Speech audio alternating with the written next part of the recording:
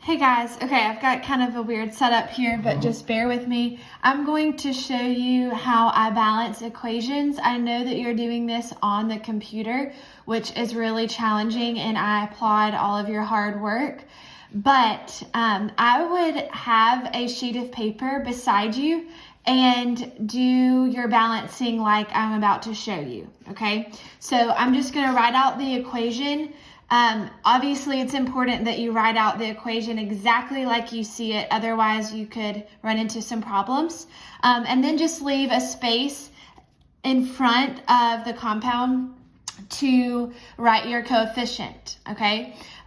We remember the law of conservation of mass that says whatever you put in, you've got to get out. So no matter is ever lost during a chemical reaction or added. So I'm going to compare, which is what you're doing, what you have before to what you have after, okay? So I'm going to draw a line in between representing, okay, this is what I've put in and this is what I get out, okay? So I want to start by identifying the elements that are present in the beginning. So I've got calcium. Remember that just because there's an A there doesn't mean that's another element. Only capital letters represent new elements, okay? And then I've got a hydrogen and I've got an oxygen, okay? In my reaction right here on the left, I've got one calcium, so I'm going to put a 1 here. I've got 2 hydrogens and I've got 1 oxygen, okay? Then I'm going to go over to the right, and because of the law of conservation of mass, I should have the same elements on this side as I do on this side. So I have calcium, yep, it's there. I have hydrogen, yep, it's there. And I have oxygen, okay? I have 1 calcium. I have actually, let's look at this, talk about this for a second. Just like in math, whatever you have in the parentheses, all apply, like this applies to everything in the parentheses. Notice that calcium is not in the parentheses, so this subscript 2 does not apply to calcium. It only applies to oxygen and hydrogen, okay? And then this one's a little bit tricky because I've got hydrogen in 2 different places. So I've got to include both of these when I count up my hydrogen atoms, okay? So I've got this 2 here, so that tells me I've got 2 hydrogens and 2 hydrogens here. So I have a total of 4 hydrogens in my products, okay? And then I look at this oxygen. Again, this 2 applies to the oxygen as well because it's inside the parentheses. So I have 2 oxygens.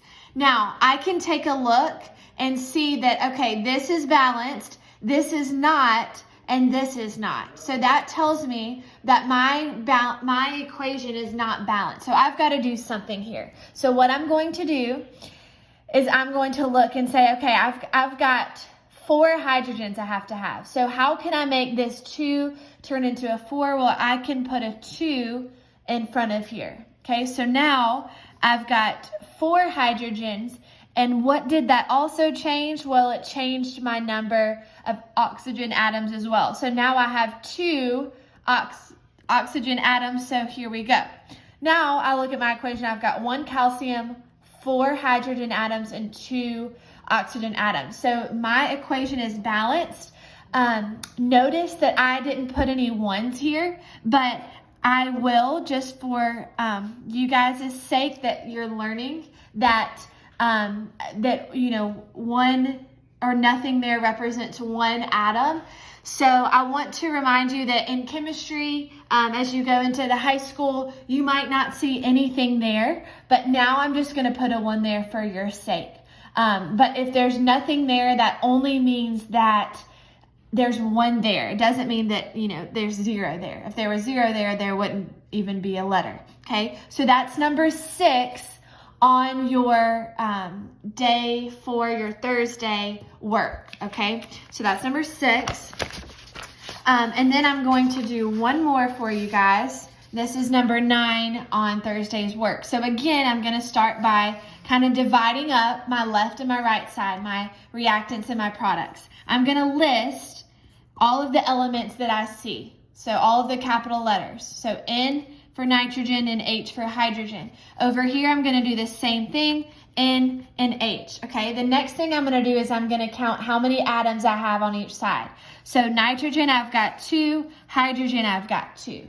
Over here, nitrogen, I've got 1 of them, hydrogen, I've got 3 of them, okay? So notice, this is not balanced. I don't have the same number of nitrogen atoms on the left as I do on the right. So I've got to do something, okay?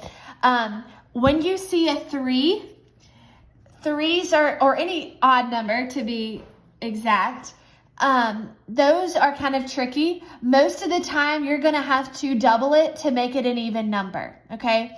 So I'm just going to go ahead and put a 2 here because there is no way that I can make this 2 a 3, okay? There's no way. There is a way, however, that I can make this 2 a 6, okay? Do you see? So I want to make it an even number, so I did. So now I've got 3 times 2, which means there's 6 hydrogen atoms, and now I've got 2 times N, so I've got 2 nitrogen atoms now, okay? So I can work with this. I already have 2 nitrogen atoms on the left, so I don't have to do anything there.